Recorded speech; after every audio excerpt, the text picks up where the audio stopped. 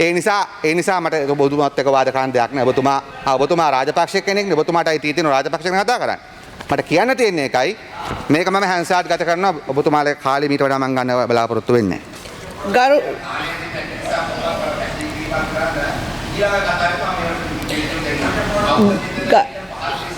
අරට ඕනේ නෑනේ. එයාගේ නමක් කියුන්නේ නෑනේ. මයික් එක දෙන්න එපා. මයික් එක දෙන්න. මයික් එක දෙන්නේ නැතුව මේ අහන්න තියෙන පොයින්ට් එක මොකක්ද කියන්නේ? මොකද කියනවා හැන්සර්. පොයින්ට් එක මොකද්ද? මයික් එක දෙන්න එපා. මොකද පොයින්ට් ඔෆ් ඕඩර් එකක් විතරක් නම් කියන්නේ. පොයින්ට් ඔෆ් ඕඩර් එකක් විතරක් නම් කියන්නේ.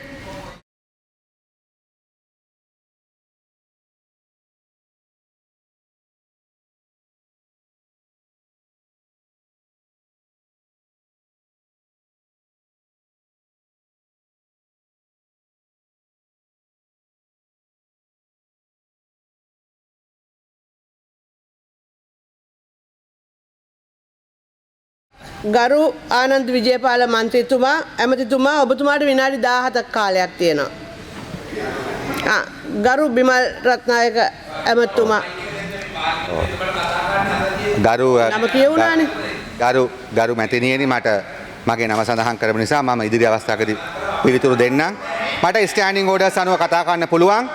ඒ වගේම මෙතුමාගේ ඒ නිසා මම ඉදිරි අවස්ථාවකදී මම පැහැදිලි කරන්නම්. ඒ පිළිබඳව පැහැදිලි කරන්න. මන්ත්‍රීතුමා ඔබතුමාට අවස්ථාව ලබා දුන්න ඔබතුමා වාඩි වෙන්න. ගරු මන්ත්‍රීතුමා ඔබතුමාලා වාඩි වෙන්න. කරුණා කරලා ඔබතුමා අසුන් ගන්න. දැන් ඔබතුමාට අවස්ථාව දුන්නනේ. දැන් ඉඳගන්න.